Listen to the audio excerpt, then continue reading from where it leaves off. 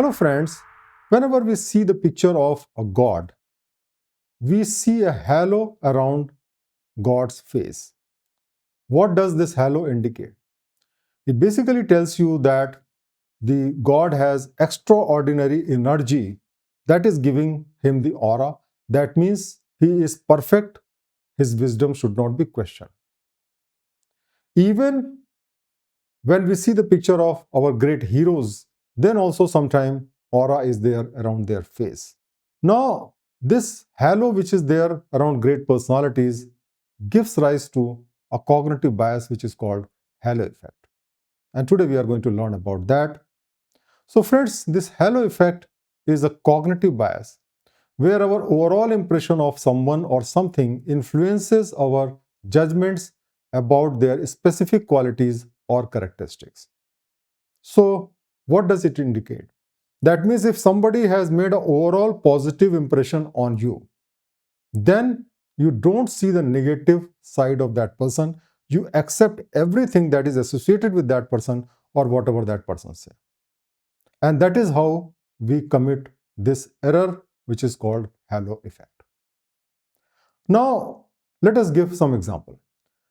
If there is a person you meet who is a beautiful person, handsome person, we perceive many good qualities in that person, like he's very intelligent, very kind, very trustworthy also, though it is not necessary. Similarly, if somebody is educated in a top college like IITs, IIMs, Harvard, we assume that person to be morally sound, to be good, kind, and all that, which may not be correct.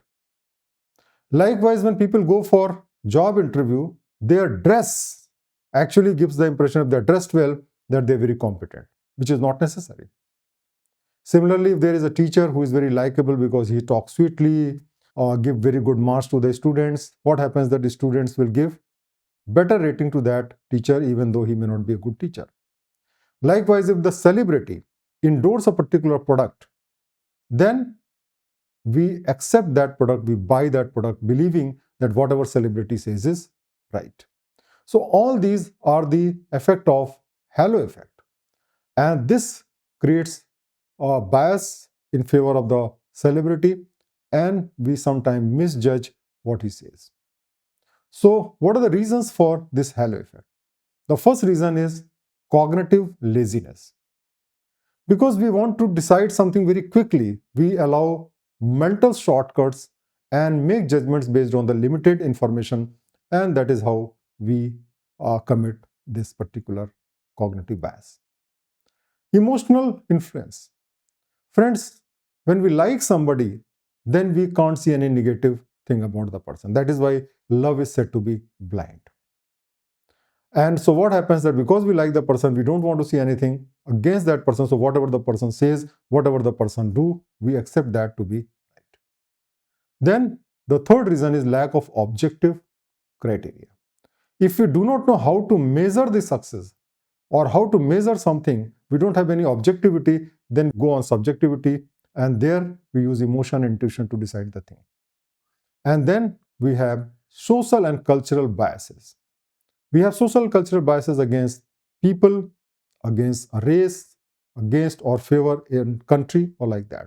For example, if somebody is coming from America or Japan or Germany, about these countries, if we have the positive impression, we believe that the person will be good, he will be law-abiding, he will be intelligent and all that.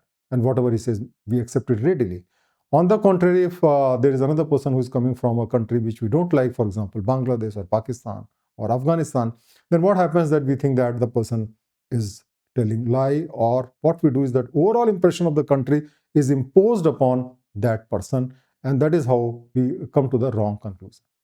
So friends, it is very important that we manage this halo effect, avoid this halo effect as much as we can, because if we get into that, then we are likely to be fooled or we are likely to lead to wrong judgment. So how we can do it? The first important thing is that we should be aware that there is a halo effect, and therefore we should not get impressed by somebody so much that we ignore the other qualities. So if somebody is very attractive, then we should be extra careful when we are listening to him or when he is advocating something. Similarly, we must develop an objective criteria like education, performance, or some test to judge a person's ability rather than just on the basis of our intuition. We should develop the habit of relying on data and evidence for deciding something rather than based on our subjective judgment. Another very important way we can avoid this halo effect is that we must evaluate different aspects separately rather than relying on the overall impression. For example, a person may be very intelligent, but he may not have good character. He may not be very honest. So the things are totally independent. A person may be very good looking, but still he may be a very lazy person. He may be very, cruel person. So these things are totally unrelated, and that is what we should remember.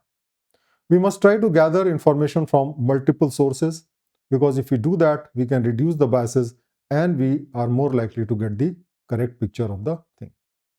And finally, my friend, instead of deciding something on the basis of first impression and making that as a last impression, we must actually think. We must spend some time to reflect and see all the pros and cons, do a proper analysis, and then only make the judgment. So, friends, this halo effect is really very, very powerful, and we must always try to avoid this halo effect so that we can understand the truth and we can take the correct decision in every situation. So, follow these steps, follow the methods which we have discussed today, and I'm sure that your decision making ability will tremendously improve. Thank you very much.